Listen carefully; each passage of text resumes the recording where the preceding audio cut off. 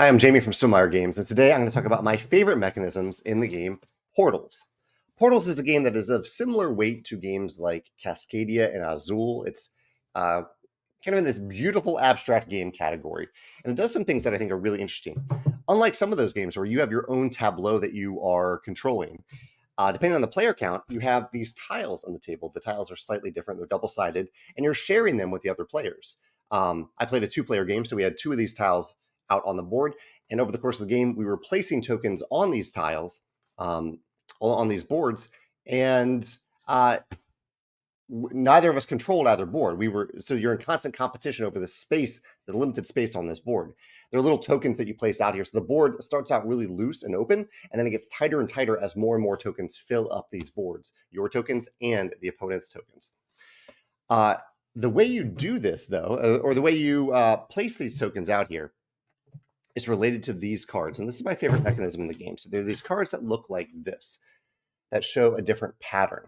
So whenever you're gaining tokens, and you're generally gaining tokens on your turn from a shared pool, a little bit similar to Azul, you're gaining tokens and you're putting them on a card that you have. So there are 4 spots for tokens on this card.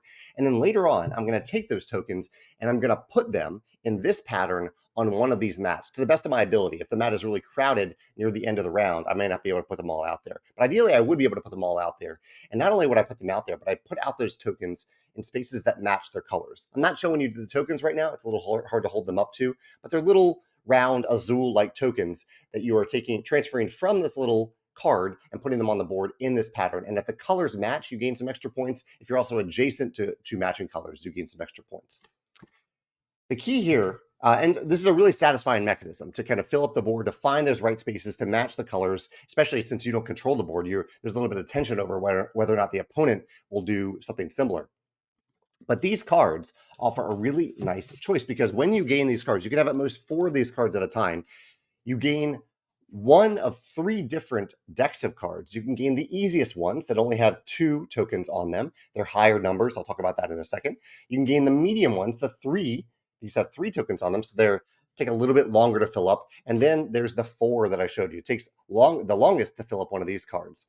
And you can see the numbers in the corners here. These aren't points.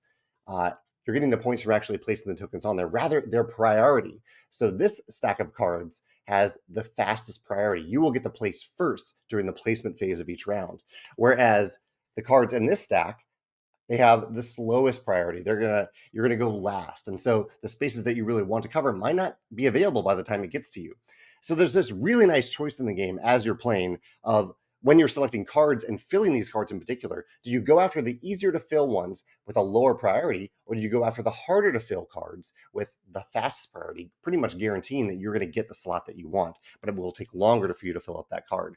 You'll get more points from these, but you might be able to fill these more often.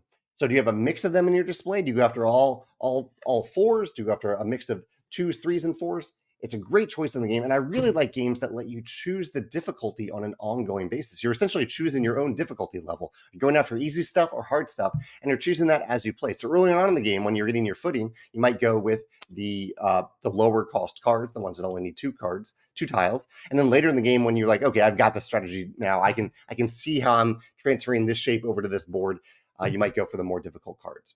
So I really like this difficulty scaling on an ongoing basis in the game Portals. If you can think of another game that does this, one that comes to mind is Manara. Manara, I believe, has a similar choice in a cooperative game. But if you can think of other games that do this, give you a difficulty choice as you play. I'd love to hear your thoughts about those types of games in the comments below. Thanks.